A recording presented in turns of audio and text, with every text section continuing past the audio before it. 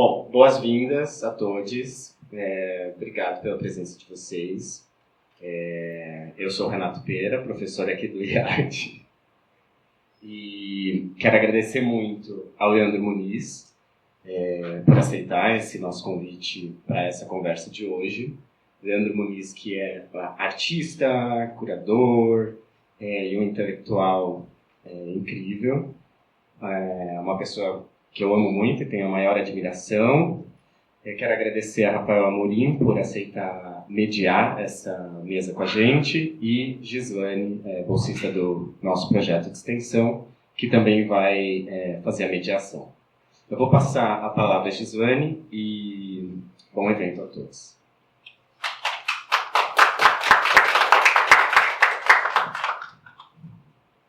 Bom dia a todos. Eu vou explicar primeiramente o que é o Projeto Política de Gestão.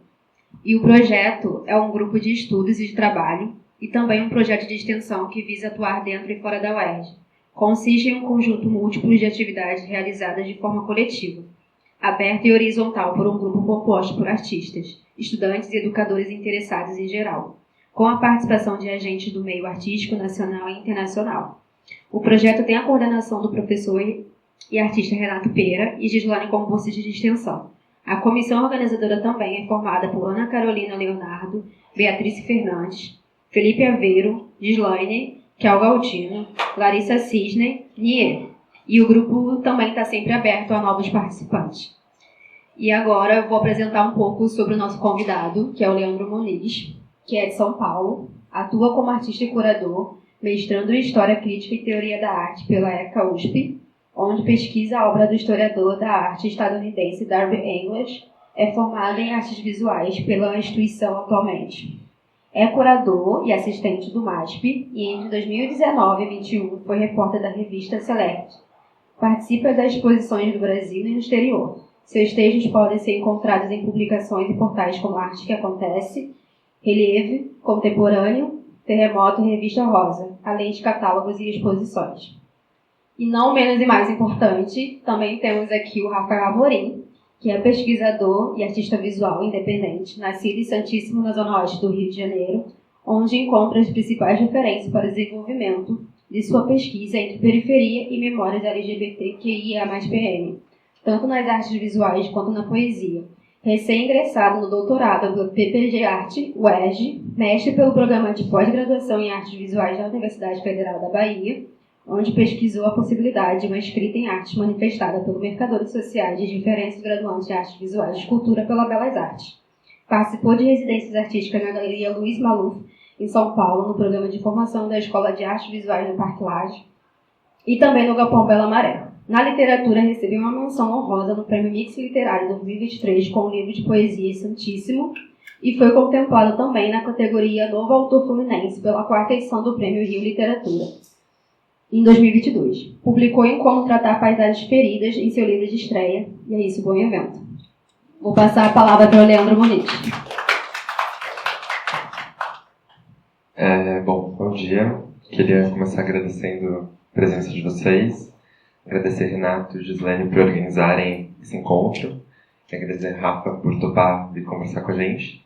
E eu fiquei pensando que, antes de tudo, eu queria ressaltar como eu acho importante esse espaço da universidade, onde a gente pode conversar com um debate crítico, sem amarra, sem limites e com uma generosidade de ter um pensamento crítico que pode ser levado às últimas consequências. Então acho que esse encontro com vocês é bem importante no sentido de a gente poder levantar questões que são urgentes no presente, tratar delas com o máximo de rigor e o máximo de nuance possível. Eu preparei uma primeira parte que eu vou ler, porque acho que tem umas definições conceituais, umas passagens que eu acho que é importante ter com calma. Aí eu separei alguns trabalhos também que a gente pode falar depois, mas essa primeira parte eu vou ler. Também acho legal dizer que faz um tempo já que eu e Renato, a gente está tentando marcar esse encontro de trazer a pesquisa para vocês, e que eu estou aqui porque eu vou participar da ANPAP, desse congresso que está acontecendo agora no CCJF. Então, essa pesquisa aqui é uma versão ampliada do artigo que vai estar disponível. Vocês podem olhar depois as referências lá, bibliográficas, as citações, todas com mais calma, mas aqui tem mais coisa do que está no texto, assim. Então, vou lá. O que faz da arte negra negra? E o que aconteceria com a arte negra se os artistas negros parassem de fazê-la? Essas talvez sejam as perguntas mais provocadoras que o historiador da arte Darby English, nascido em Cleveland, no interior nordeste dos Estados Unidos, em 1974, faz em sua crítica das formas generalizantes como o debate racial acontece no meio artístico. Tanto em obras, e eu me refiro aqui, por exemplo, à multiplicação de pinturas figurativas nas quais o rosto de pessoas negras é resumido a manchas de cor, critérios interpretativos, quanto em uma série de exposições e publicações de caráter puramente enciclopédico sobre essa questão, e mesmo que esses projetos tenham um ímpeto reparador. Pode passar. No livro How to See a Work of Art in Total Darkness, Como Ver uma Obra de Arte na Escuridão Total, de 2007, então faz tempo já que esse livro foi publicado, e acho que é legal dizer que uma das partes do meu projeto é traduzir o livro pensando esse paralelo Brasil-Estados Unidos. English discute as generalizações criadas na análise da produção de artistas negros ao longo da história, especialmente a partir da segunda metade do século XX, com a ascensão de movimentos negros em diversas partes dos Estados Unidos e seu impacto no campo artístico. Algo que encontra um paralelo com o caso brasileiro, em especial na última década, com a proliferação de exposições que abordam a questão racial. Além do uso das ferramentas criadas por English para estabelecer analogias com o nosso contexto, a obra do autor leva a pensar no caso de artistas negros que não estão interessados no conceito de arte negra ou qualquer coisa análoga, arte afro-brasileira, o que quer que seja. Ou que propositalmente o desafiam, contestam e problematizam, sendo muitas vezes lidos de maneira redutora ou ignorados pela crítica e historiografia da arte, tanto aquela produzida por brancos quanto por negros. O fato de que o autor se interessa por suas produções e as analisa em profundidade, contrariando leituras sedimentadas e criando outras conexões que não aquelas esperadas sobre um artista negro e a arte negra, é o que eu estou chamando aqui de uma história da arte das exceções e que eu vou falar mais um pouco no final. De saída, no entanto, pode passar, por favor, Rê. Devo dizer que há uma crítica da ideia de raça, sendo este um conceito biologizante e essencialista do século XIX, cristalizado no século XIX, melhor definido como um sistema racial, ou, usando as palavras da Denise Ferreira da Silva, um arsenal ético em conjunto e diante das arquiteturas jurídico-econômicas que constituem o par Estado-capital. Se racializa as pessoas para dividir o poder e o dinheiro. Ou uma ficção, uma categoria material e fantasmagórica originária de catástrofes, devastações carnificinas, no caso do Achillean Bembe. Ou ainda como um conjunto de performances que, pelo estabelecimento da racialidade, determinam lugares sociais, como na Grada Quilomba. Embora existam divergências metodológicas e disputas ideológicas nas obras desses autores, junto a eles e a outros podemos alinhar English a um debate sobre a questão racial que desautomatiza as relações entre superfícies dos corpos, histórias, comportamento e cultura, ou mais especificamente produção artística, né? Tirar o automatismo dessa relação de pessoas de tais cores produzem tais coisas automaticamente. Pode passar, por favor, Rê. No processo de tradução, inclusive, uma questão intrínseca ao campo da arte e ao debate racial são os diversos termos cromáticos usados ao longo da história para se referir às cores de pele. Eu não escrevi aqui, mas eu acho fascinante porque nos Estados Unidos eles têm essa ideia do colored como tudo que não é branco. E é muito curioso isso, porque é quase como desconsiderar que o branco fosse uma cor, né? Quase tomar o branco como neutro. Black e negro são desses termos que, assim como no Brasil, preto e negro já foram usados como ofensa e a comunidade se apropria deles positivamente, também passaram por isso em momentos diferentes, mas o que eles mais usaram ao longo da história foi Afro-American no sentido de origem, que acho que é um pouco diferentemente do nosso caso, né? Acho que a gente começou a usar afro-brasileiro um pouco mais recentemente, eu tenho a impressão, é uma das coisas que eu estou pesquisando. Mas tem uma questão da tradução que eu acho fascinante, que blackness às vezes se refere à superfície do corpo, às vezes se refere a comportamento. Isso em português é um pepino, porque negritude em português já diz mais respeito ao comportamento e uma expectativa de performance cultural. Não à toa existe uma banda de pagode dos anos 90 que chama Negritude Júnior. Ou aquele movimento francófono dos anos da primeira metade do século XX que chama Negritude também. Mas às vezes quando a gente está só se referindo às superfícies dos corpos, isso é um pepino para tradução, porque às vezes isso aparece como negridade, às vezes como pretitude e assim por diante. Em francês eu acho legal trazer porque um autor que você está, o Fanon, nègre é ofensivo. Noir, que é a palavra usada para se referir a pessoas negras de um modo puramente descritivo. No entanto, se a gente traduz noirceur, que seria o equivalente de negritude ou negridão, isso em português a gente usaria mais comumente como escuridão. E eu acho isso fascinante porque a instabilidade desses termos e a variação de significados de acordo com o contexto e momento histórico falam da própria instabilidade e teor altamente relacional e contextual do próprio sistema racial. No entanto, se preto tem diversas variações, branco é sempre branco. Isso eu acho curioso. Pode passar, por favor. Logo na introdução do livro, o English discute a obra Concerto em Preto e Azul, de David Hammons, na qual há apenas uma sala vazia com lanternas azuis à disposição do público. O trabalho inspira o título do livro, né? Acho que, enfim, vocês viram que a capa é a partir dessa obra. Em suas diversas reflexões sobre o ato de ver como a mediação primeira da experiência racial. A primeira experiência que o primeiro instrumento que a gente usa para racializar as pessoas é o olhar. Uma reflexão central na análise de English, posto que o olhar também é a questão primeira, né, para a gente que está trabalhando com arte. E mais do que um trabalho sobre a ideia de uma cultura negra, essa instalação do Hammons é um campo complexo de interações sociais, metáforas explícitas e implícitas. A gente sabe da importância do preto e do azul nos Estados Unidos e nas diásporas africanas, né? O preto como essa cor que fala do movimento negro, que é usado lá, por exemplo, no nome dos Panteras Negras, e o azul como essa cor que se refere simultaneamente à melancolia e a um gênero musical negro. Fora o legado, né, dessa cor nas diásporas africanas, todos os significados que ela traz. Mas é uma instalação que tematiza essas expectativas sobre uma cultura negra justamente sem criar imagens. Acho que esse é um aspecto dramático da instalação do Hammons. E o English tem uma metodologia de análise, isso é uma questão que me interessa, que consiste em pesquisar e desconstruir a fortuna crítica e teórica a respeito dos artistas que ele escolhe. Então ele fica olhando tudo que já foi escrito sobre essa instalação e todas as expectativas que eu estou aqui falando para vocês.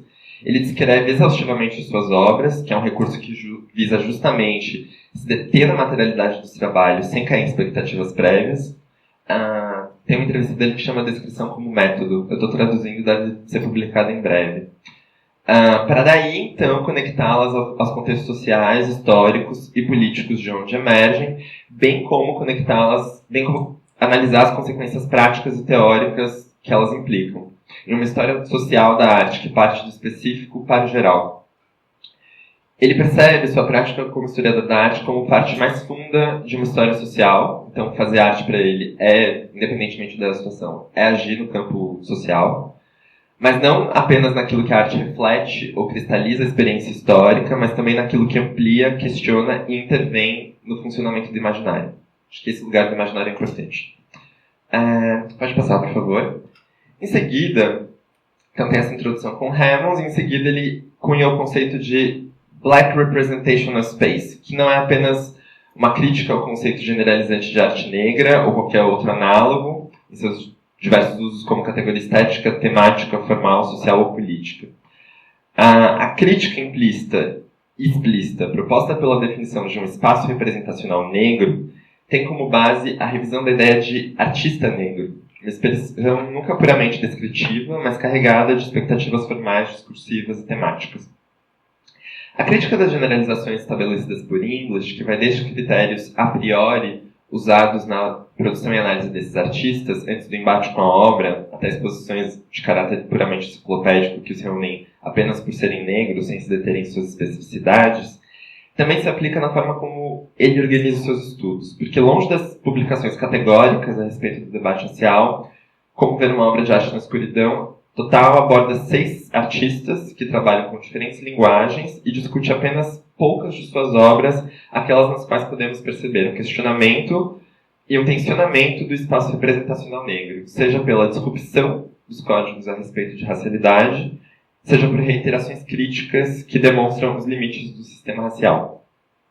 O livro discute obras que problematizam a própria ideia de raça em uma desconstrução dos critérios conservadores utilizados na análise de artistas negros, do modo como certas convenções são internalizadas nas próprias obras, do debate crítico e curatorial e das diversas compactuações dessas expectativas com o público. Acho que isso é importante também da gente pensar, né? Se a gente mantém esse tipo de generalização acontecendo, porque isso é confortável para essas 3 instâncias. E aqui eu trago uma citação. Neste ponto, devo esclarecer as 2 funções que atribuo ao... eu... Tinha material?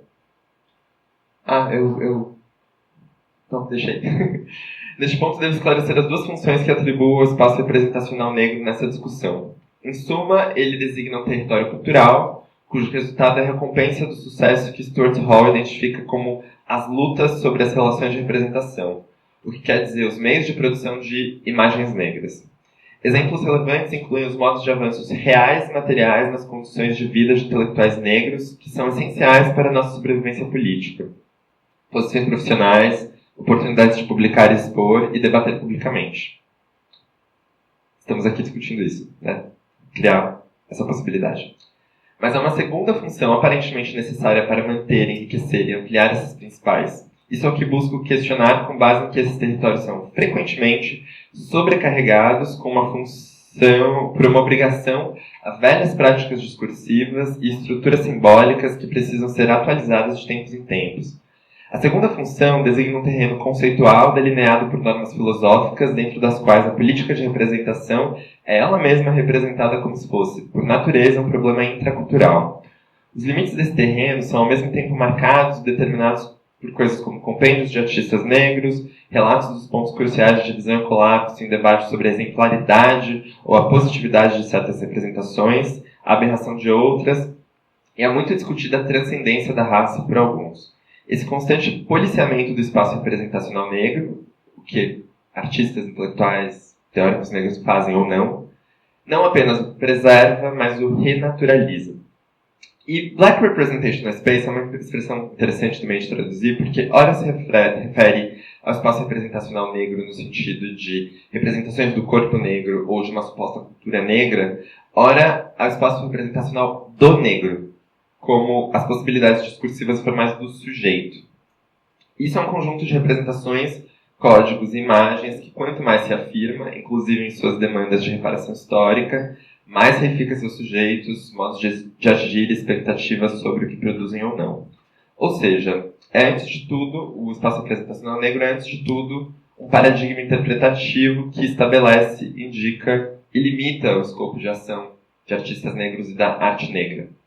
Assim, English demonstra que o conceito de arte negra, longe de uma categoria puramente descritiva, tornou-se uma chave de compreensão e de produção, transformando-se em um contexto de leitura, ou o maior contexto de leitura, que sobredetermina as discussões e a própria prática artística. Quer dizer, entre tantas coisas da sua experiência no mundo, você tem um recorte que determina excessivamente o que você faz ou não. E para a formulação desse conceito, agora sim, o English tem 2 bases teóricas que apontam para a interdisciplinaridade da sua prática, bem como seus possíveis usos em debates interseccionais sobre gênero ou classe no campo artístico. O autor afirma que aprendeu a crítica à homogeneidade dentro do discurso da diferença, com texto, imitação e insubordinação de gênero, de Judith Butler. É um texto de 93 e ainda não tem traduzido, se alguém quiser fazer isso, acho que seria uma ótima contribuição. E com os aspectos psicanalíticos da obra de Frantz Fanon.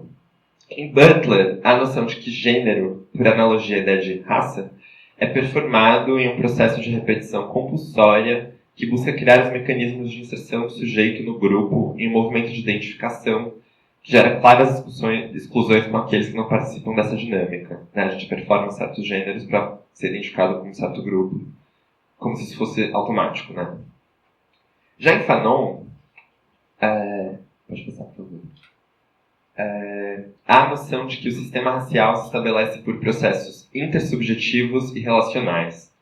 Para o psiquiatra martinicano, o negro não existe, não mais que o branco, e ambos são racializados por marcas sociais de falta ou privilégio, respectivamente, o que gera manutenção de desigualdades, expectativas de performance, etc. Fanon era psiquiatra, acho interessante dizer isso, ele não era psicanalista, mas tem muitos aspectos psicanalíticos na obra dele. Eu vou falar mais disso. Fanon analisava a subjetividade entrelaçada às discussões sociais, sem que uma sobredeterminasse a outra e sem isolá-las como instâncias puramente autônomas. Uma das discussões que ele faz é pensar na dimensão inconsciente do racismo.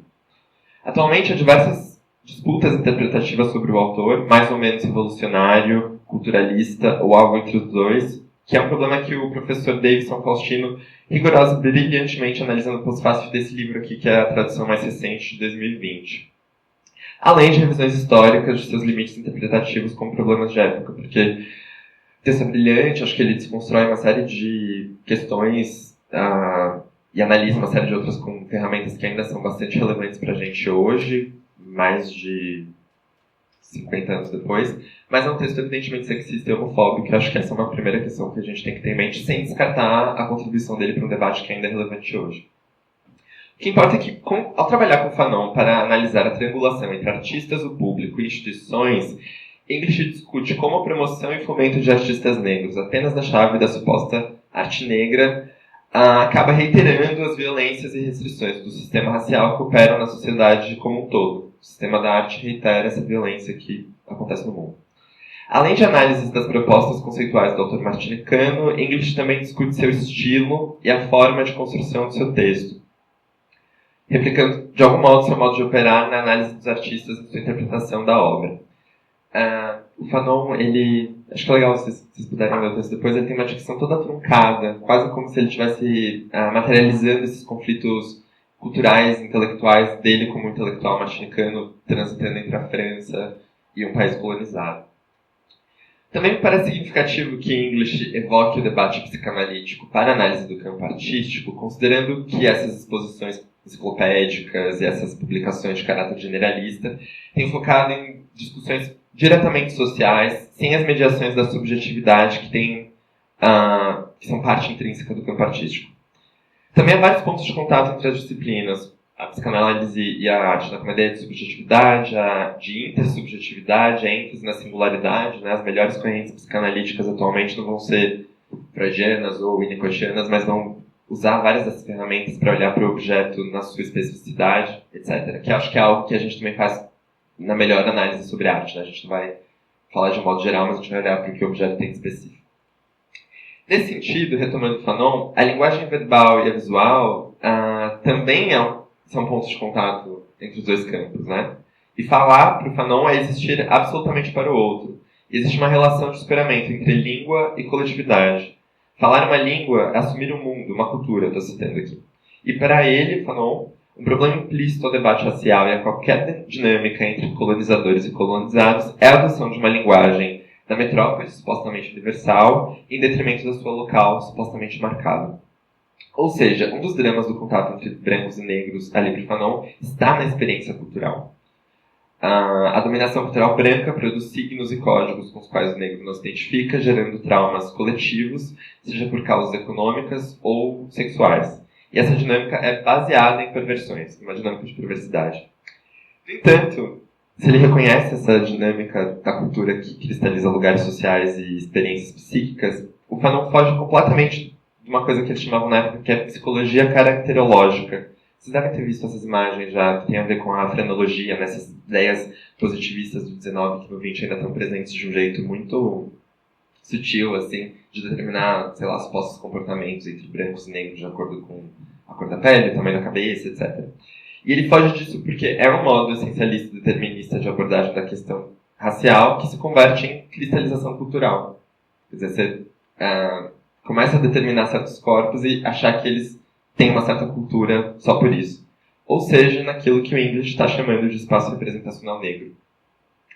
Em Fanon já temos formuladas as expectativas de performance que uma sociedade racializada e racista gera sobre brancos e negros e como ele, Fanon, foi interceptado por esse sistema e busca fugir dele, ao mesmo tempo em que reconhece sua condição histórica. Isso é um balanço bem delicado, mas que acho que ele faz bem. Isso leva a compreender qualquer especificidade cultural como um fator a posteriori, não como um determinante. Por extensão, a produção artística não seria algo que coincide e cabe plenamente com os códigos postos pela cultura, mas como algo que registra e abre leituras e experiências não ainda completamente codificadas, ainda que em suas contradições. Evidentemente não se trata de ignorar a historicidade da experiência, violências e opressões que corpos negros vivem, mas questionar a sobredeterminação estético-discursiva que se coloca socialmente e é reproduzida no campo artístico. Assim, O objetivo é abrir lugares para práticas e interpretações que se permitam a experimentação, que a posteriori seja lida em sua dimensão de crítica, reflexão ou cristalização da experiência social, para além do espaço representacional negro. E o conceito de espaço representacional negro, nesse sentido, além de um paradigma de produção e interpretação, como analisa English, também pode ser considerado como um problema expográfico. É uma interpretação minha, tá? Isso. E uma das coisas que eu tenho que estudar mais, mas que eu acho que fica evidente pelo argumento, assim.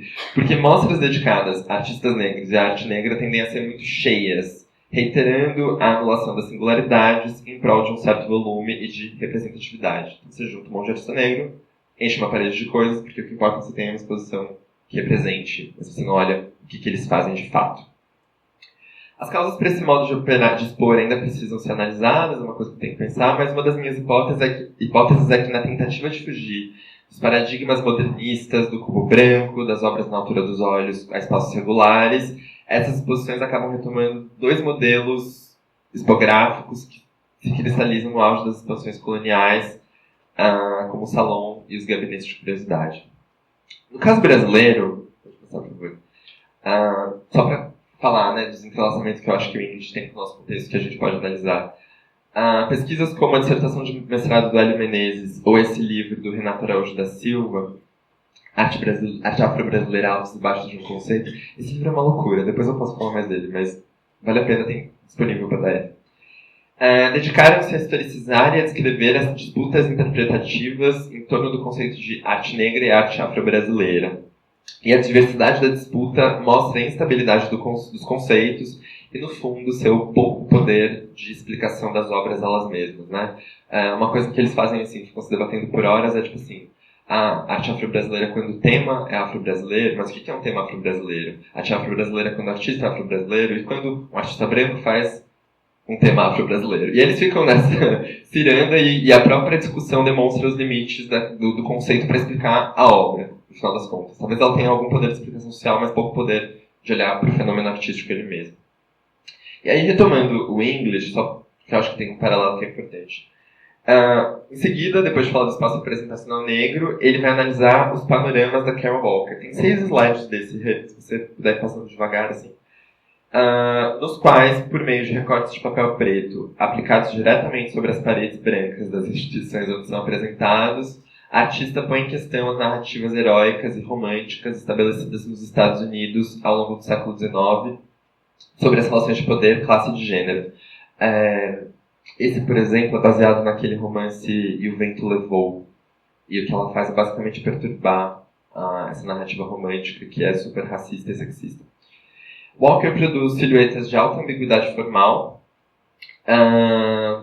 que associam praticamente violência racial, sexual e de classe, tornando abjetas essas narrativas, em contraste com as imagens positivas que a comunidade negra estadunidense buscou criar para si, em especial por meio de movimentos como o renascimento do Harlem, né, o Harlem Renaissance, ou os Panteras Negras. Então acho que ela perturba a geração anterior a ela, que estava criando imagens trofalistas, burgueses populistas, de alta complexidade intelectual. Acho que são essa galera do Harlem Renaissance, dos Panteras Negras, são intelectuais muito sofisticados, mas ela demonstra os limites discursivos deles, não por uma via, como eu posso dizer, como o Hammonds, né, que faz um trabalho sem imagens, mas por pegar esses códigos e tornar eles abjetos, né? Essa imagem fala tudo. Em seguida, o capítulo Fantasias do Museu aborda o projeto Mining the Museum, que a gente pode traduzir como Minerando o Museu ou Minando o Museu, que são duas traduções ótimas, né, do Fred Wilson, e a instalação audiovisual Baltimore, do Isaac Julia. Perdão. Mas tranquilo. Aí tem mais 9 slides sobre essas duas, tá?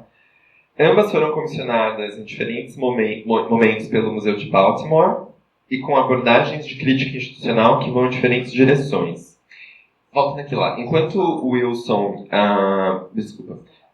lida com os próprios materiais, obras e dispositivos da instituição, esse aqui é o que eu acho mais eloquente. Porque o que ele faz? Ele pega o próprio acervo e o que ele faz é modificar a disposição do acervo. Aqui ele cria obras novas, mas ele pega toda essa história e cria narrativas que estavam reprimidas nesse lugar, que é um bairro, é uma cidade também, porque tem esse jogo de chá, uma prataria, tem essas algemas de escravizados. Então, de algum modo, é a mesma materialidade, metal, mas nas pontas opostas do sistema social, né? Da exploração máxima e do privilégio máximo, né? E aí tem outras, né? Pode ir passando, né? Colocar um troféu de vencedores, um uniforme da Ku Klux Klan, um carrinho de bebê, enfim. Então, ele vai contrapondo narrativas reprimidas de triunfo e opressão. Mas o Isaac Jullian, na verdade, ele é inglês, ele nem é americano, mas ele também trabalhou com essa instituição. Cria uma narrativa ficcional que parte do museu de seu contexto social para especular sobre o futuro, especulando, no entanto, dos lugares comuns do que se passou a denominar como afrofuturismo. Então, esse vídeo ele fez no próprio entorno do museu, fala sobre o próprio entorno do museu, mistura uma narrativa que é meio afrofuturista e meio daquele cinema de blaxploitation, né, que era um cinema negro nos anos 70, feito para educar a população, assim, também tinha muito esse sentido dogmático, mas que ele torce esses códigos. Em seguida, o English aborda, só para mostrar assim, exemplos de artistas que vão tensionando o espaço representacional negro de algum modo, né? Em seguida, ele aborda as pinturas do Glenn Ligon em um capítulo que chama Painting Problems, que a gente pode traduzir como pintando problemas ou problemas da pintura. Eu acho que essa ambiguidade é fundamental. Eu acho que a ambiguidade é um dado estilístico, assim, do English. E essas pinturas-textos do Glenn Ligon, elas condensam criticamente diversas tradições, desde a arte moderna, passando por vertentes conceituais, pelo expressionismo abstrato, pela pop, imagens de agentes políticos, cartazes de práticas ativistas, até a literatura, de modo a embaralhar clichês e discutir múltiplas experiências que foram relevantes na formação do artista e que foram, muitas vezes, ignoradas na análise da obra de Ligon e de tantos outros artistas negros. Esse aqui, por exemplo, a partir de um texto do James Baldwin. Enfim, eu vou voltar aqui, mas vou falar.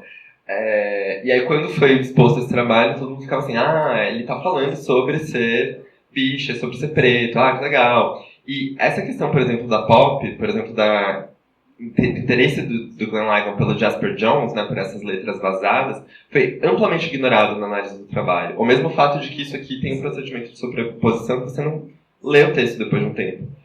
Esse tipo de especificidade material, o que isso gera, tanto para o texto quanto para a obra, que o English identifica que foi claramente ignorado, não à toa. Inclusive, um dos casos que ele fala numa entrevista que um crítico branco fala assim, tem a ver com o Jasper Johns, mas acho que ele não conhece isso. Tá vendo? Assim, é esse tipo de sublimação da multiplicidade da experiência que ele está se dispondo a revisar, tanto na análise de historiadores, críticos brancos sobre isso, quanto de historiadores, pesquisadores, críticos negros que também reduzem o escopo discursivo desses artistas. E por fim, para terminar o livro, para vocês saberem do que se trata, ele tem um capítulo que chama Estética da Dispossessão, as intervenções performáticas de William Poupel, que discute as intervenções em que esse artista engatinha pela cidade de Nova York em diferentes contextos. Ora em vizinhanças com crescente número de pessoas em situação de rua, ora em bairros burgueses, decadentes ou centros financeiros, e com caracterizações diversas. Às vezes ele está usando uma roupa de super-homem, às vezes ele está usando um terno, às vezes ele está só de cueca, às vezes ele está, com uma florzinha na mão. E embora o seu corpo seja sempre objeto de ação nessas performances, as interpretações e interações variam de acordo com suas caracterizações, locais e momentos históricos. Teve uma que ele fez logo depois do atentado das Torres Gêmeas, num bairro meio perto, e aquilo foi lido imediatamente colado com o contexto, né? Tudo isso demonstra, no entanto, a instabilidade do sistema racial. Ele é sempre o mesmo homem, mas tem um caso que, por exemplo, ele estava num bairro negro e as pessoas leram aquilo como um ultraje. Como você está fazendo isso? Teve um caso que ele estava num bairro burguês e chamaram a polícia, mas aí não tinha por que chamar a polícia, né? Ele estava fazendo nada errado. E a polícia ficava assim, mas por que a gente quer prender ele, sabe? Então tudo isso fala da hipercodificação desse corpo no mundo.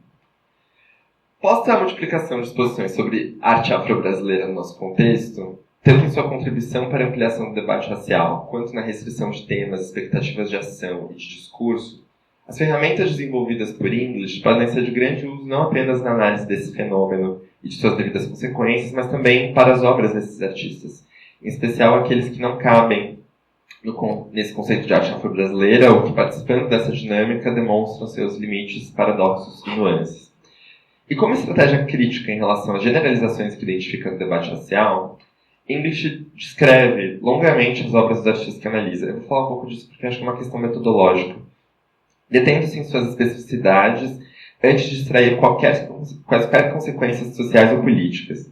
E a descrição é justamente uma forma de evitar projeções ou sobredeterminações, pré-determinações conceituais sobre os trabalhos, além de fugir da redução por conceituação, que é um conceito que ele coloca no capítulo sobre o espaço representacional negro. Às vezes a gente acha que conceituar uma obra, dar um conceito, é uma forma de ampliar a nossa compreensão sobre ela, mas muitas vezes a gente só está reduzindo ela para uma coisa que, no fundo, tem pouco poder de explicação da materialidade do fenômeno e da experiência.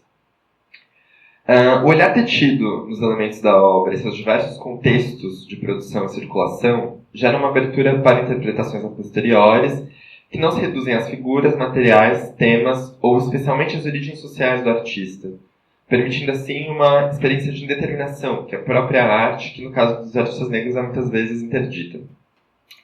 O procedimento da descrição visa partir do específico para encontrar nexos gerais. É uma forma de operar, que acho que tem muito a ver com o que a gente faz também como artista, né? No entanto, o método do geral para o específico implica uma crítica a... No entanto, esse método que parte do específico para o geral implica uma crítica a um modo interpretativo que tem pouco poder de explicação sobre o objeto artístico e uma ênfase na análise da forma que também não se reduz a uma noção de forma esterilizada de tensões sociais, psíquicas e políticas, mas enfatiza uma característica de elaboração própria da arte, que, portanto, merece ser olhada com atenção. Quer dizer, se alguém fez uma obra, a gente tem que olhar para o que a pessoa fez, não só porque é um artista negro e eu quero colocar ele aqui nessa caixinha que eu criei. Além disso, o olhar atento aos processos de formalização dos trabalhos também busca entender problemas que não tinham sido formulados até então. Daquela maneira, buscando mapear as sutilezas e contradições da textura da experiência para além de imagens prontas, em especial de grupos historicamente oprimidos. Para English, a arte não é apenas um local de reflexo imediato da realidade social, mas um local de elaboração dessa experiência. Eu vou pular essa parte, porque acho que já tá bom. Porque acho que aqui eu queria retomar aquilo que eu estava falando da ideia de uma história da arte das sessões. E aí é o último slide aqui, eu acho. Tem mais um. Porque nesse livro, a arte da história da arte, do Donald Preciosa, vemos como critérios como estilo, identidade, nacionalidade e tantos outros foram se cristalizando e transformando ao longo da disciplina História da Arte. O que ele faz é assim, ele elenca esses temas, aí ele pega 2 textos históricos de quando esses problemas surgiram, 2 textos contemporâneos e faz uma introdução. Então você vê, por um lado, a manutenção desses problemas, e como a gente ainda fala de estilo, por exemplo, hoje, que é uma coisa do século XIX, por outro lado, como ele foi mudando, tanto em questões conceituais quanto estilísticas, né, que termos que a gente está usando para se referir a isso e assim por diante. A generalização está entre os problemas implícitos na discussão do Preciosa e, em geral, em termos metodológicos, está ligada a uma sobredeterminação da análise do contexto para a leitura da obra, sem levar em conta as suas assimetrias, distorções ou mesmo experiências como desejo e imaginação. Quer dizer, sempre tem uma relação entre contexto e obra, mas ela tem nuances e divergências, não é automática. E contexto é sempre uma palavra perigosa porque existem 1000 contextos, né? Pode ser o contexto psíquico do artista, pode ser o contexto do bairro, pode ser o cosmos. O cosmos também é um contexto. E a questão toda dessa crítica à generalização é que, para o English, essa é uma forma irresponsável de responder à diversidade e à especificidade da arte. O problema é que aparece no seu modo de abordar os trabalhos, pois a generalização da obra, na análise da obra de artistas negros, ocorre antes de tudo como uma questão metodológica. É um método você fazer uma exposição que só junta artistas por serem de uma determinada cor ou whatever. Afinal, ninguém faria uma exposição, um livro sobre arte branca, ainda que essa seja uma regra implícita, narcisicamente pactuada pela branquitude. Assim, a generalização é uma forma de manutenção do racismo no próprio sistema da arte, pois oblitera a especificidade, a alteridade, a variação e as mudanças propostas pelas obras que não se limitam a responder a certas expectativas. Entre tantos desdobramentos práticos e trágicos dessas generalizações, temos a limitação discursiva do debate dessas obras, sua redução ao tema racial, falta de discussão crítica que acrescente nuances ao debate, ou ainda a perda de pontos de contato com experiências não completamente mapeadas ou codificadas e que poderiam abrir outras chaves de discussão não pré-determinadas. Assim, essa minha hipótese de uma história da arte das exceções não trata apenas daquilo que as grandes categorias da disciplina não podem abarcar por seus claros limites teóricos, temáticos e discursivos. O interesse por uma história da arte das exceções, os artistas negros que questionam a ideia de arte negra fazendo isso, ou que não fazem isso, vem daquilo que elas, as exceções, registram, mas também problematizam as regras, ou, como citado pelo English, do quanto a experiência singular confirma e contradiz a história. No entanto, eu não acho que essa ideia da regra e da exceção reitera os clássicos binômios do pensamento ocidental, como a ideia de centro e periferia, ou qualquer coisa desse tipo. Posto que, ao pressupor as regras e as normas explícitas ou implícitas, uma história da arte das exceções força a colocar esses polos em relação, colocando nuance e considerando em nuance suas assimetrias e desvios. E é isso.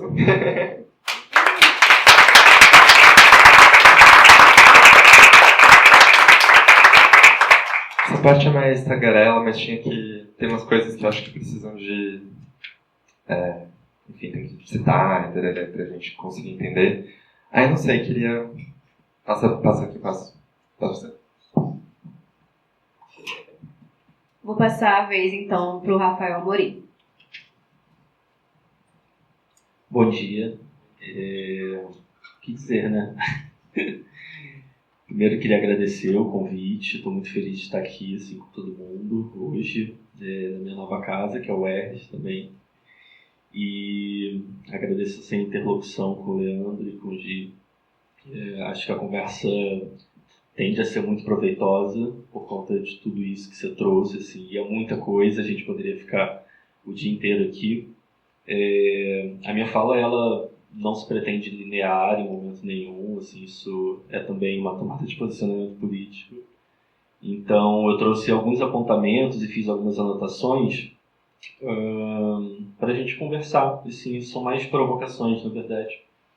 Primeiro, eu queria começar citando um autor que eu gosto bastante de investigar, que é o Fred Moten, e ele diz que estudo é o que se faz com outras pessoas. Então, eu fico pensando que estamos propondo estudos também aqui hoje, mas, sobretudo, pensando que uma exposição de arte também é um modo de estudo, né? Pensando nesse desfazimento das categorias, né? Na universidade, no circuito de arte, no mercado, enfim. E isso me faz pensar no trabalho do Thiago Santana, que é um artista visual que eu gosto bastante também, e que tive o prazer de acompanhar a defesa de doutorado dele na UFBA, em Salvador, no ano passado.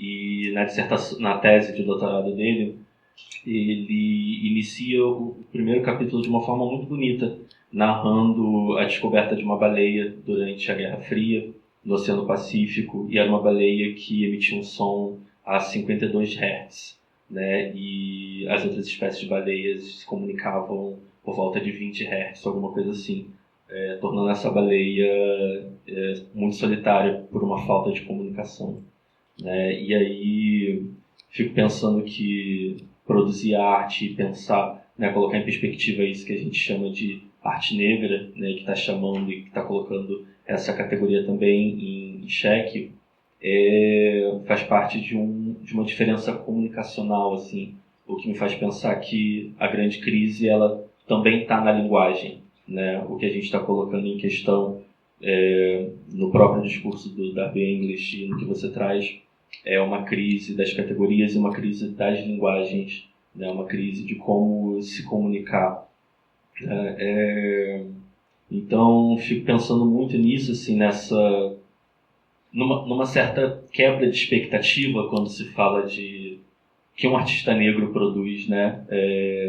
E aí me coloco em pauta também enquanto um artista negro da periferia do Rio de Janeiro, né? Como pensar essa quebra de expectativa a partir da linguagem, como pensar essa quebra de expectativa a partir do próprio trabalho de arte, assim. Então, uma questão que eu acho que é interessante de trazer e que você, enfim, traz de uma forma muito bonita na sua comunicação, que é se há espaço para ambiguidade, né? Porque quando a gente tende a falar de uma arte negra, né, por melhores que sejam as intenções das instituições ou dos nossos discursos, parece que ainda há pouco espaço para ambiguidade, né, para essas matizes, né, para essas, uma expressão que você usa, as mediações de subjetividade, né, a arte negra parece um termo que homogeniza, né, assim, que coloca todo mundo dentro de uma sacola e chacoalha e aí você vai, alguma agência, né, seja a universidade, seja o mercado, seja o circuito de arte, vai tirando e elencando um artista ou um grupo de artistas, né. E isso é um processo de muita violência, né?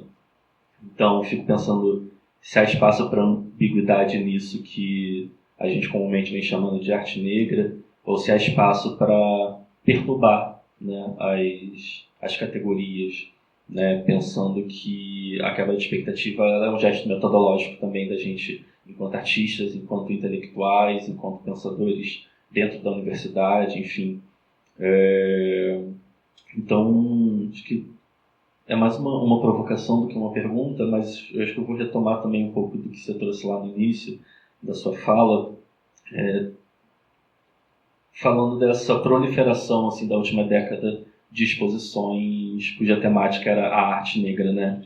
E aí, no seu artigo, inclusive, que eu fiz o trabalho de casa e fui ler todas as coisas que você publicou, você usa alguns exemplos, né? Enfim, histórias afroatlânticas, né? Dois Brasis, enfim, uma série de exposições incríveis, né? No sentido de agrupar artistas em início de trajetória, sobretudo, assim, acho isso importante de ressaltar, mas de certa forma ambígua nesse sentido de arte negra por quê? Né? Porque todos os artistas são negros ou porque todos os artistas trabalham uma questão em comum, que questão seria essa? E fico pensando assim, ainda trazendo o Tiago Santana para essa questão, na apresentação da defesa dele, ele vai falar sobre a criação de um negro arquivismo, né? Pensando esse neologismo, o negro arquivismo, como um arquivo produzido por e para pessoas negras, mas um arquivo a partir do ativismo negro, né? Pensando justamente nessa quebra de expectativa do que seria um trabalho de arte feito por pessoas negras.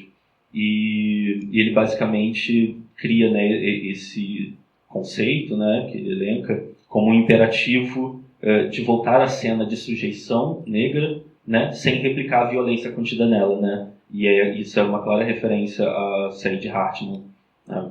Então, ele vai comentar também sobre essa possibilidade de que a existência de uma arte negro-brasileira levaria, consequentemente, à sua antítese de uma arte branco-brasileira, né? Pensando nesse jogo de oposições, assim.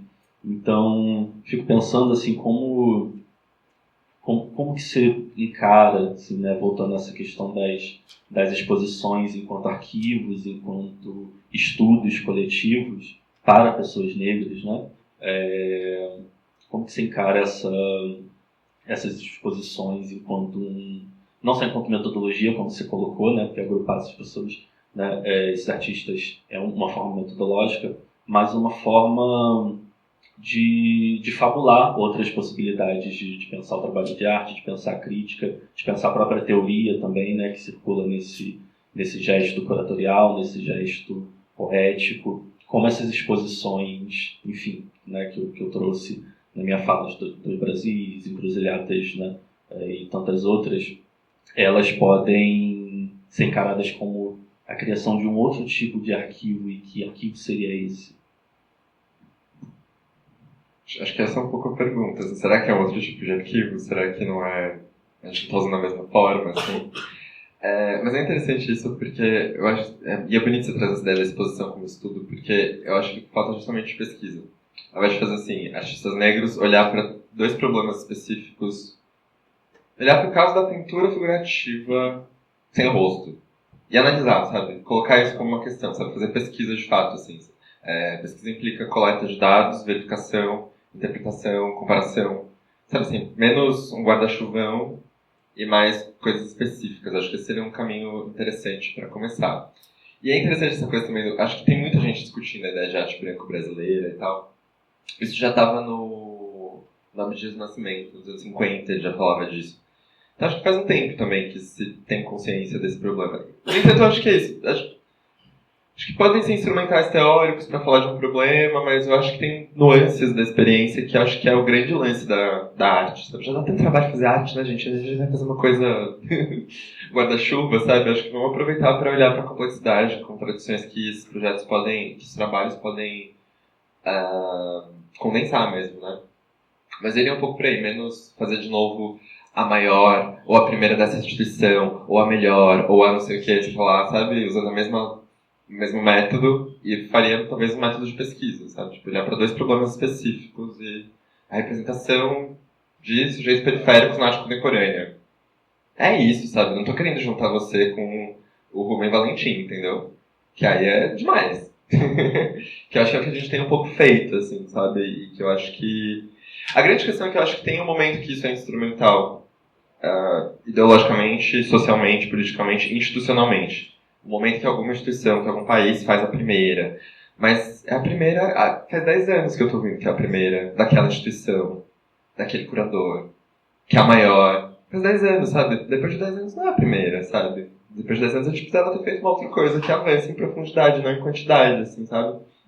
Porque eu acho que é bem violento, como você falou, acho bem violento misturar Rubem Valentim e Rafa, sabe? Assim, tipo, não dá, assim, tem que olhar com mais calma pra diferença, eu acho.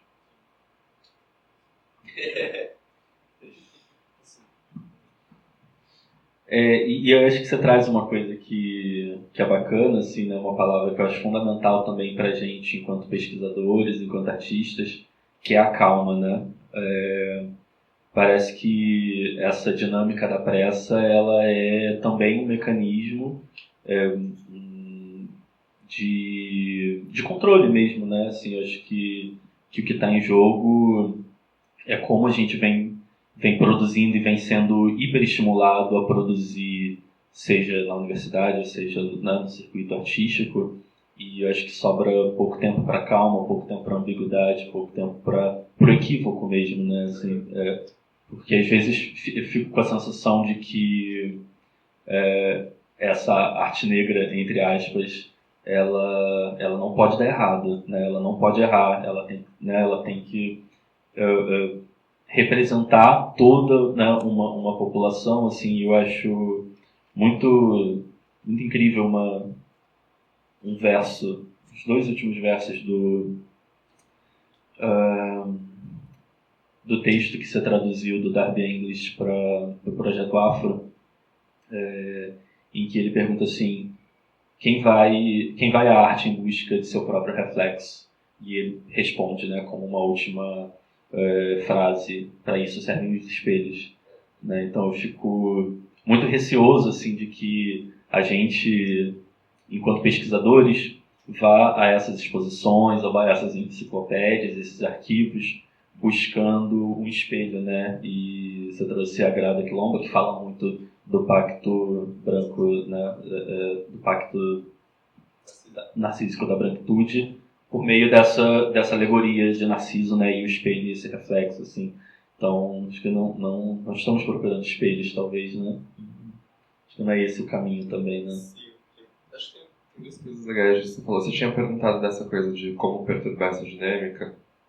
E eu acho que isso tem a ver com coisas estruturais, básicas, que a gente talvez viva, que é bem diferente desse contexto norte-americano, né? Tipo, a Carol Walker estava fazendo aquelas coisas lá que a gente mostrou já nos museus, assim. E é meio impressionante, assim, é uma coisa que eu tenho que estudar, mas é meio fascinante como ela muito rápido consegue estar nas instituições tornando isso... Eu não acho que é nem uma coisa de denúncia que ela faz, mas ela torna objeto para todo mundo, né? Meio desconfortável para todo mundo olhar aquelas imagens, né? Em especial para a comunidade negra, assim, os artistas anteriores a ela, de uma geração do Harlem Renaissance e tal, eles têm uma artista que é a Beth Sark, que ela fez uma carta falando que a Carol Walker estava fazendo trabalho para o Branco V, e é muito curioso porque é uma carta que fala mal do trabalho, mas não fala do trabalho. Não fala absolutamente uma linha sobre o trabalho. Por que isso é um ultraje? E é curioso que a Carol Walker é uma artista que faz isso também sem criar imagem, né? Quer dizer, tem imagem, óbvio, mas a silhueta, a sugestão da imagem, o quanto de projeção existe nessa discussão, né? Quanto a gente projeta coisas e sobredetermina porque a gente tá vendo mais o que tem ali. Mas eu acho que ela conseguiu perturbar desse jeito porque ela estava num lugar que tinha muita grana circulando e muita instituição para fazer acontecer. Eu não sei, eu acho que os casos que eu tenho, as pessoas que eu tenho convido, acho que é menos uma perturbação direta e mais indireta, assim, sabe? Mas eu não vou citar nomes, porque tá gravado. Mas acho que tem jeitos, assim, de tipo, essa pessoa faz isso, mas faz aquilo. Esse artista não tem um estilo tão definido, ou sei lá, tá transitando por vários lugares, ou sei lá, tipo... Sabe, acho que tem jeitos de lidar com isso que é essencialmente participando da dinâmica. Acho que isso é importante, assim, estar nos lugares de algum modo. E aí você falou dessa coisa do paradigma da representatividade, acho que isso também é interessante, porque representação é um sistema político, né? Democracia é um sistema político de representação. E na arte isso tem ambiguidades, né? Porque, por um lado, óbvio, queremos ter mais artistas negros no acervo do museu, na universidade, whatever. Mas exigir do artista que ele represente uma comunidade é muito violento com o fato dele que ele fez o que ele quiser fazer, porque ele decidiu ser artista, né? Então é curioso isso, como a gente internaliza um paradigma que vira um paradigma formal. Não é à toa que tem uma multiplicação de pintura figurativa, né? Porque é um problema político que vira forma. E eu não estou dizendo que não existam boas pinturas que surgem disso, mas é indissociável assim, a gente colocar isso em perspectiva ampla, sabe? E eu sou... Sei lá, eu realmente acho que dá muito trabalho fazer arte. Acho que a gente tem que fazer as coisas que a gente quer, sabe? E que sejam legais, assim, pra gente, sabe? Que não habilitarem o nosso desejo. Assim, acho que o desejo é um fator fundamental na produção artística. E eu acho que desejo nunca é uma coisa que você faz sozinho, né? Desejo, você vai pegando o desejo de todo mundo, vai elaborando e vira o seu desejo. Então, o desejo também tem historicidade. Então, se a gente quiser, depois a gente encontra todas as experiências do artista na obra, do momento histórico que ele viveu, mas acho que tem que deixar as pessoas... Acho que antes de tudo tem que criar condições para poder fazer, sabe? E aí acho que não tem regra, porque o mundo não é fácil, então a gente tem que inventar um pouco. Mas não sei se vocês têm perguntas, comentários, não sei.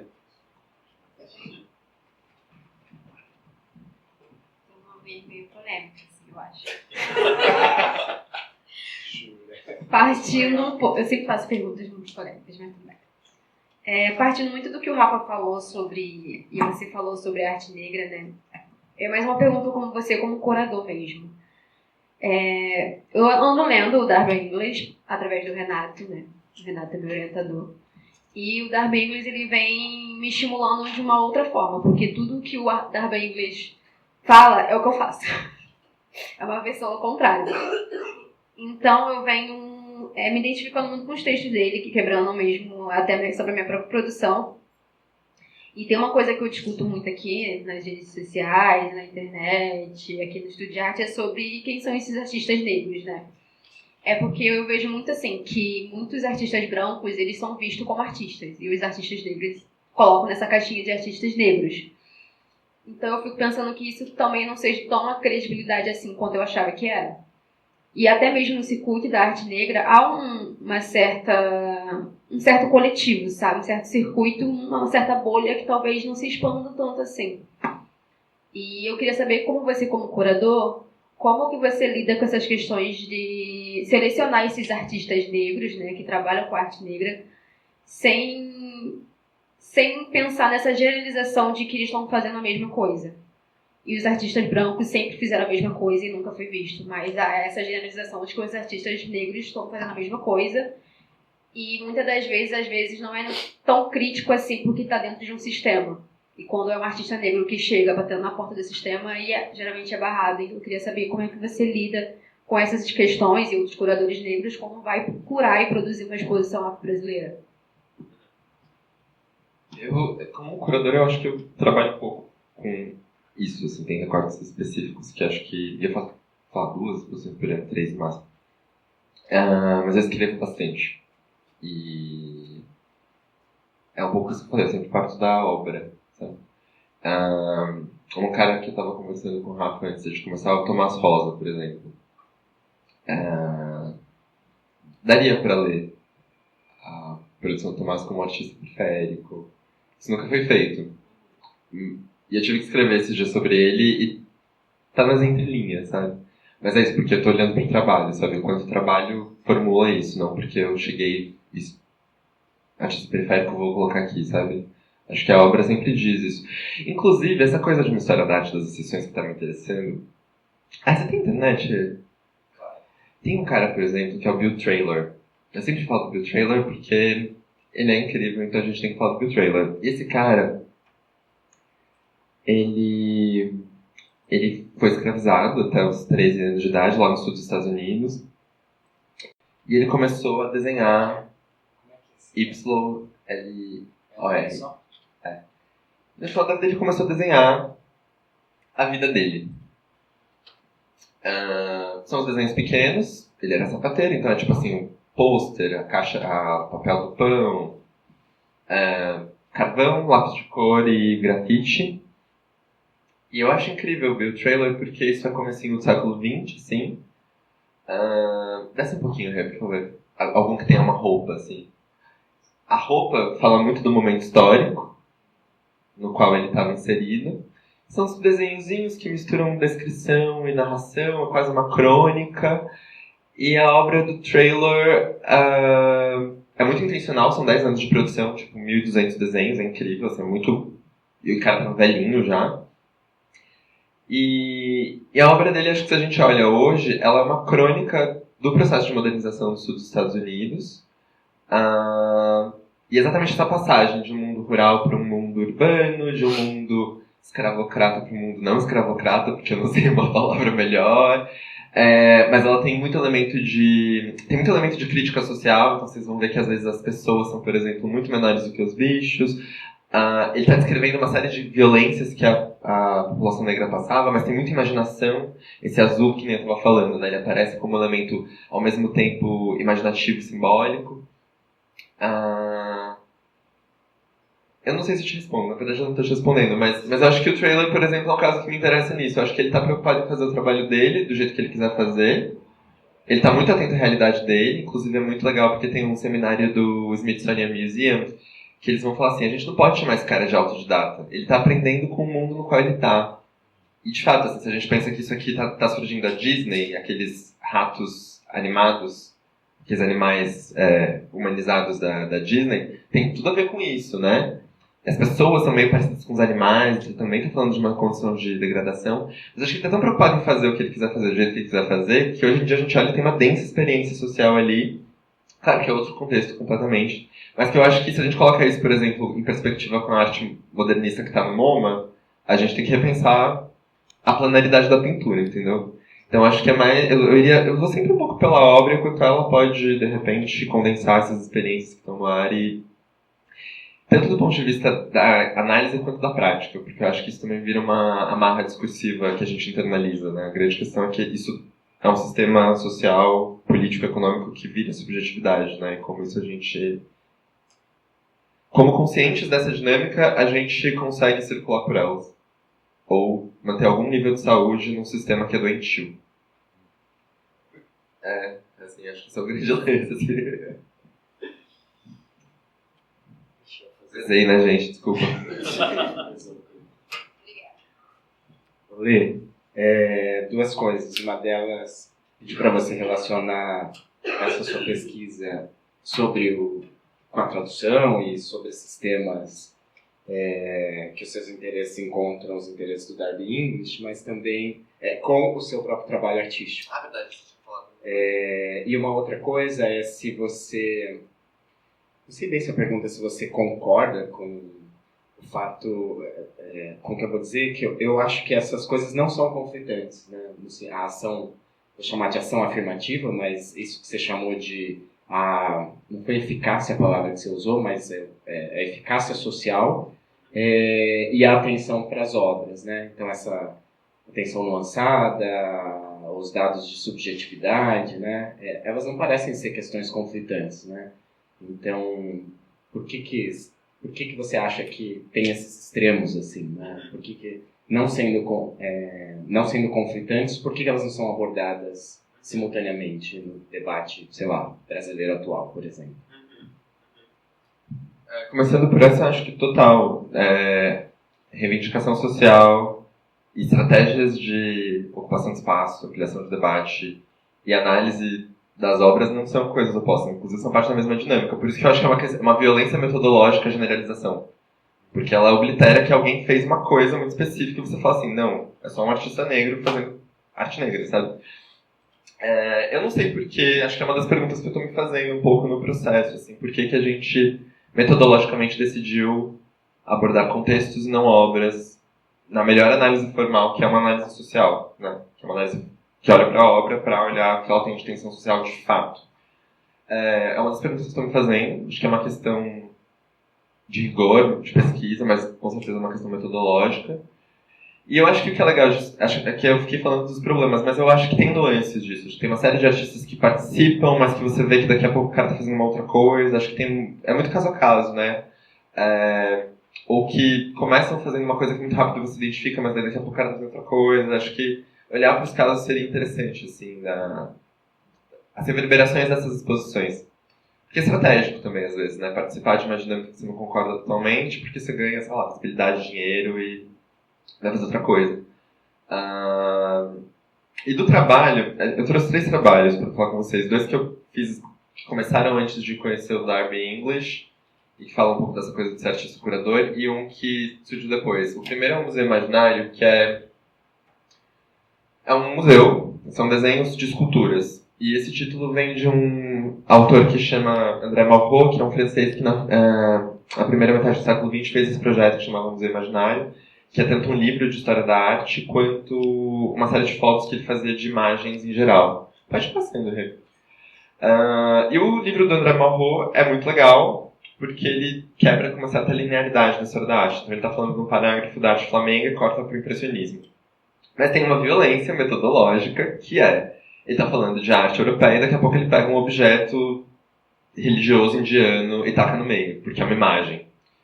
Então, é um problema de época, dessa vontade de criar uma história da arte universal, que, no entanto, cai nesses erros. E aí, o meu Museu Imaginário existe desde 2018, e eles são só esculturas, então acho que fala um pouco desse modo como eu tiver arte hoje por imagem, e são só artistas. Então, não tem cultura indiana século XV, é só alguém que fez, e alguém com o nome, sempre o primeiro nome, então também tem essa coisa de ser o meu Museu Imaginário com os meus amigos, e embaralhar vários tempos. Vocês estão vendo que acho que tem um ponto de vista muito específico nosso, da nossa formação cultural e das coisas que a gente vê, mas tem embaralhamento de relações, então transita de artistas de origens diversas. E tem, como todo museu, tem categorias. Então tem alguns que são diferentes vistas de uma mesma escultura, tem uns que são vistas de ateliês, tem uns que são diferentes obras do mesmo artista, e a minha interpretação dessas obras, eu acho que é o trabalho que mais fala dessa minha relação entre ser artista e curador, né? Esse é um cara que eu descobri através do Darby English, inclusive, no Purifoy. O museu tem mais ou menos 250 desenhos, ele é exposto de vários jeitos, assim, muito em publicação, às vezes como quadrinho na parede. Eu nunca expus todos eles juntos, acho que é uma coisa que eu quero fazer. Um dos outros sonhos é fazer um álbum de figurinhas, porque etiquetas também tem a ver com museus. E a última vez que eu mostrei num caderno. Então, esse começou antes do English, e quando eu conheci o English, me vieram muitas fichas sobre as questões metodológicas de como a história da arte se organiza. Porque basicamente está falando, sei lá, tem várias coisas, mas para mim, o museu, como trabalho para mim, fala muito da arbitrariedade da construção da história da arte. Por mais rigor que exista, sempre uma subjetividade interpretando uma certa história. Então é isso, não é um museu que tem lá a cultura indiana, século XV, mas é uma pessoa falando com outra pessoa. Também tem, por mais que tenham dados de ironia, às vezes, nesses desenhos, reduzir o Richard Serra a esses 3 rabiscos, mas colocar o Richard Serra perto do Almir Castro, que também acho que tem essas aproximações, tem uma intimidade que acho que é própria do desenho, né? De olhar para a obra dessa pessoa e o que eu estou interessado ali. Por outro lado tem isso, como que a história da arte se faz.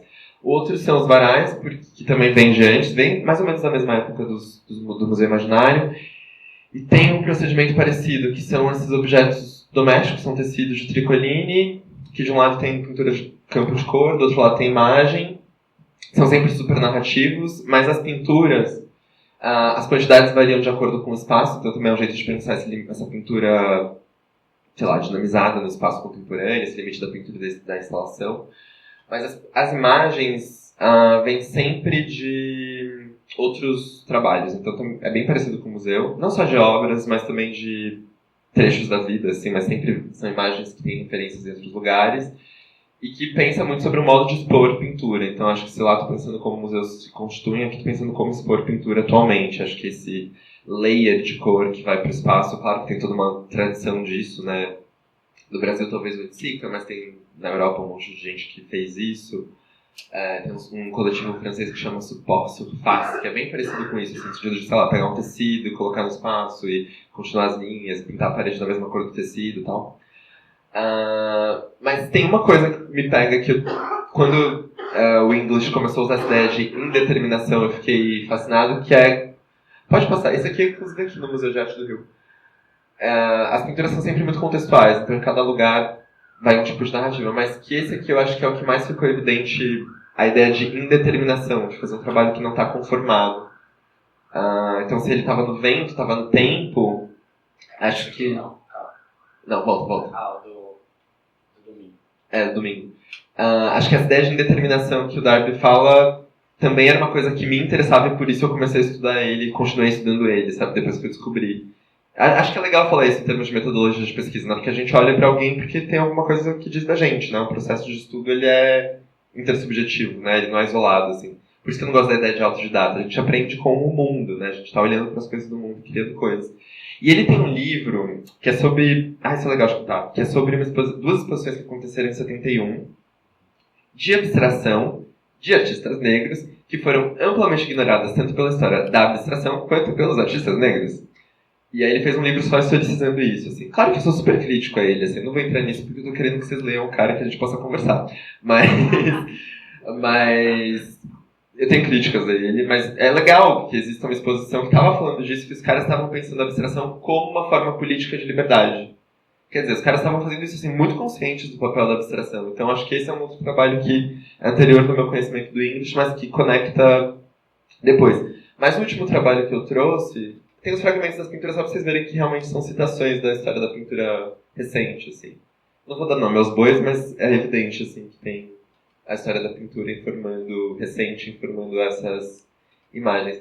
Mas esse último trabalho que eu trouxe também é uma imagem... Era a partir de uma foto com um ex-namorado meu fazendo skincare. Esse eu já estava consciente da ideia de espaço representacional negro, e eu estava fazendo uma série de pinturas que eram essas pinturas pretas com vários materiais pretos. Então é legal porque era um pouco falar sobre a diferença do preto como cor. Mas o ponto de vista fenomenológico é como cor não tem essência, como o seu preto da camiseta é completamente diferente daquele pela materialidade. Cor é uma coisa que me interessa muito, que diz de uma instabilidade na nossa relação do mundo, porque cor é um fenômeno completamente relacional, não existe a cor, né? Não existe o vermelho. O vermelho é esse vermelho específico nessa materialidade, nessa luz. Muda a luz, é outro vermelho. Então acho que isso como norteador ético, estético é legal, porque fala de uma estabilidade do sujeito, assim, e da própria produção do conhecimento. Não à toa a cor foi uma coisa muito criticada na história da arte, né? Ficava esse debate entre a cor e a forma, o desenho e a cor. E eu ficava pensando nisso, já consciente da ideia de espaço representacional negro, e se eu faço uma pintura que leva o espaço representacional negro no limite? Então essa pintura tem vários materiais, assim, quim, óleo, carvão, chama Máscaras, e é um autorretrato meu com o meu ex-namorado fazendo skincare. Mas que eu acho que tem tudo isso que a gente estava falando. Tem o Fanon, né, não chama Máscaras à toa, com um dado de ambiguidade, que é, sei lá, você não sabe se ela está sorrindo, se ela não está... E também já muito consciente desse debate de uma proliferação de imagens que não tinha rosto, né? Então, não tem rosto porque era uma máscara de skincare, sabe? Então tem umas ambiguidades nela, tanto que depois de fazer essa eu nunca mais consegui fazer outra dessa série porque ela já sintetizou tudo, então tô fazendo outras coisas agora, mas essa aqui é uma que já estava consciente dos conceitos que ele mobiliza, já estava pensando em Fanon de um jeito mais intenso e que ela, enfim, cristalizou de algum modo. Mas tô fazendo outras coisas agora, né? Que acho que esses três davam conta de, sei lá, diferentes modos do trabalho que relacionam com a pesquisa e diferentes modos da pesquisa retroalimentando o trabalho e vice-versa. Afinal de contas, não existe separação entre essas coisas, né, gente? Claro. Tem que levar. Acho que é melhor ter um. Meu nome é Isabel. Eu fiquei pensando, né, quando você falou dessas exposições, né, que tem assim, uma quantidade de obras muito grandes, né, nessa perspectiva da representação, e pensando assim, né, nas exposições que eu fui ver, e o quanto, de uma certa maneira, realmente você nem consegue se dar conta de tudo que está ali, né? Então, em que medida isso também leva para uma certa banalização, né? Pela quantidade, né? Ainda que seja também um recurso metodológico. E aí, como curador, como você pensa assim, essa relação de um mercado, né, que então traz essas temáticas, né, e o que vem depois, né? Ou seja, o quanto se dá no momento, né? E aí entra nessa relação também de banalizar um tema dentro de uma perspectiva, inclusive, de expropriação de valor, né? Então, como que a gente passa por um outro momento, né? Mas que sai desse lugar, mas mantém, né, o valor do trabalho do artista nesse mercado. Obrigado, acho que é uma pergunta legal. Eu acho assim, o que vem depois talvez a gente não consiga dizer, mas em termos de pesquisa, eu acho que o que está precisando agora é fazer pesquisa. Porque acho que a gente está num momento muito específico da história da arte do Brasil, assim. A gente tem poucas instituições, tem um mercado específico Rio-São Paulo que funciona para algumas pessoas, mas a gente não tem um espaço independente. Acho que a gente tem uma condição de trabalho muito específica na história da arte brasileira, sabe? Há 10 anos atrás era diferente, nos anos 80 diferente, quando a Abdias estava produzindo era diferente. Então acho que a gente está num momento que talvez a universidade seja um lugar privilegiado para qualificar esse debate, para olhar para ele um pouco livre de interesses outros que não a reflexão, assim. E para criar, de fato, condições de pensar, de olhar com calma.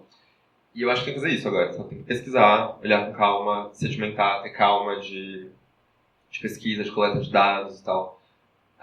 Não acho que a gente consegue ver o que vem depois, mas o que eu acho que também já é um debate que tem 10 anos no Brasil. Na verdade tem mais tempo, né? Mas eu acho que dessa forma tem 10 anos, né? No Abdias é diferente, com o Museu do Emanuel Araújo é diferente. Acho que são lastros históricos disso que a gente tem que olhar em perspectiva, porque eles pavimentam como a gente discute algumas coisas hoje, mas esses últimos 10 anos tem que ser olhado com calma e com diferença, eu acho, sabe? Eu acho que a gente tem que fazer menos enciclopédia, mais monografia.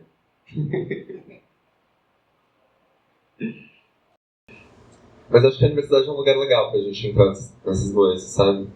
E olhar pros artistas... Sabe? Eu vou aproveitar vocês, tá, gente? Mas sabe uma artista que eu tenho olhado muito nessa ideia de uma história da arte das sessões? A Ieda Maria. Por quê? A Ieda Maria, ela é da Bahia, ela fez mestrado nos Estados Unidos, nos anos 60, 70, e lá os caras leram ela como uma brasileira primitivista, assim, super violenta. Ieda Maria com YE... É tudo junto, eu acho, mas enfim, acho que vai achar. E lá tem um monte de pesquisador norte-americano interessado em arte brasileira, e como que eles leem a Ieda Maria? Como uma artista afro-brasileira, inequivocamente. Legal. Mas ela também tem esse tipo de pintura de natureza morta. E eu já vi pesquisadores, que eu não vou falar o nome, falando que a Ieda Maria era uma artista alienada, porque ela não está pintando o drama do negro na Bahia, whatever, assim. Quer dizer, são leituras opostas sobre a mesma artista, embora ela esteja falando sempre do contexto dela. Isso aqui é tipo a mesa dela, tem um monte de autorretrato. Então ela tá falando da vida dela. Às vezes, em termos mais simbólicos, assim, vocês vão ver que tem tipo os barcos, tem um monte de orixás que aparecem e tal. Às vezes, de um ponto de vista mais intimista. Qual que é a minha hipótese sobre a Ieda Maria nessa ideia de uma história da arte das exceções? Eu acho que a Ieda Maria está falando da existência de uma classe média baiana negra ali no século XX. Quer dizer, se eu disser que é afro-brasileiro, explica alguma coisa, mas muito pouco. Se eu disser que não é afro-brasileiro, não explica nada, mas tem uma experiência muito específica que ela está condensando, que se a gente olha a obra dela como um todo, a gente poderia encontrar essas sutilezas da experiência que são muito interessantes, né? Então acho que é por isso que eu acho que a gente tem que talvez olhar menos nas categorias, mais do que as obras falam, né? Porque se você junta essas duas coisas, elas estão falando do mesmo universo, mas por diferentes perspectivas, né? Acho que isso também abre uma liberdade pra gente como artista, sabe? Ficar menos preocupado em fazer uma obra que seja super coerente, mas fazer coisas que a gente acha relevantes, contundentes e importantes pro mundo, e pra gente também, porque pra gente também é importante. Do que só responder, sabe? A um automatismo da forma, do estilo, sei lá. Mas esse é um caso que eu acho que seria incrível de ler, por essa perspectiva, assim, sabe? Ela cabe no conceito, mas não cabe muito. Tem leituras muito opostas sobre ela. Fora que eu acho que é muito interessante pensar em relação aos processos de modernização, né? Que é uma cultura que fica ali... Às vezes é mais moderna, às vezes é mais acadêmica. Isso aqui já deve ser tipo anos 70, sabe? É bem curioso, assim. Qual que é o... Ela é viva. Não, ela morreu, já faz tempo. Mas é uma que é muito citada, assim, de um jeito generalista, mas pouco pesquisada, assim, profundidade, sabe?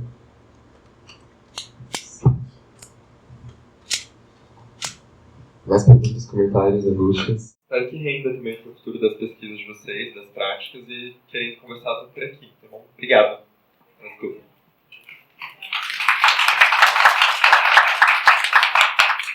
Bom, obrigado, Leandro. Obrigado, Rafael. Obrigado, Gisane. E obrigado a vocês.